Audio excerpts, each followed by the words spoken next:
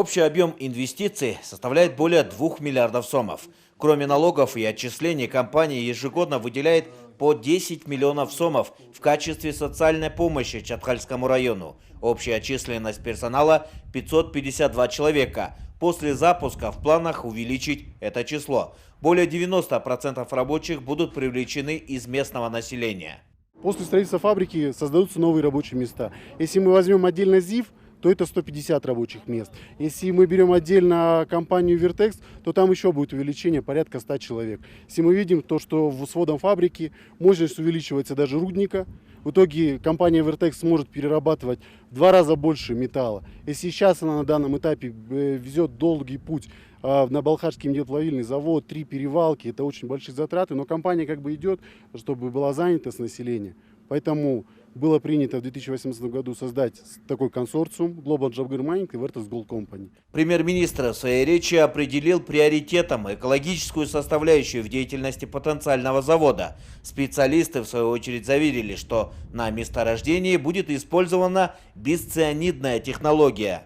Стратегия, то есть политика компании, это поиск безопасных по отношению к экологии технологий.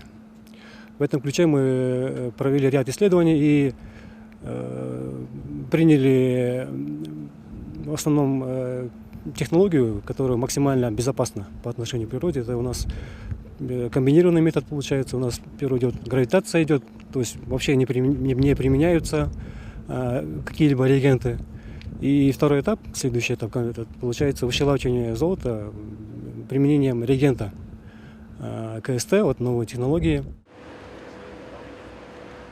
Далее Мухаммедхалы Абулгазиев принял участие в церемонии запуска обогатительной фабрики ЗАО «Гичи-Чаарат». Фабрика расположилась в сельском округе Канышкия Чаткальского района. Компания «Гичи-Чаарат» была образована в 2008 году. Окончив разведывательные работы на участках Куру-Тегерек и Сулу-Тегерек, начала извлекать золото-медные материалы. На сегодня в фабрике трудятся свыше 500 человек, из них более 400 жителей Чаткальского района. 500 жұмысшы орны болса 450 Чаткалдық жана Кыргызстандық. Негізінен Чаткалдықтар. Премьер-министр подчеркнул важность поддержки инвесторов со стороны местных органов власти, а также местного населения. Открытие таких крупных производственных объектов в регионах придаст мощный импульс социально-экономическому развитию отдаленных районов, способствует укреплению национальной экономики. Инвестор вкладывает свыше 140 миллионов долларов в строительство золоторудного предприятия и создание соответствующей производственной инфраструктуры. Была протянута собственная линия электропередач, которая обеспечивает необходимым объемом мощности. Государство оказывает всемирную поддержку таким инвесторам и вместе с тем ставит перед ними конкретные требования, особенно в сфере охраны окружающей среды и выполнению социальных обязательств. Глава правительства подчеркнул, что местному населению, которое привлечено к работе предприятия, необходимо помогать в свою очередь государству осуществлять контроль за четким выполнением всех технических и экологических требований.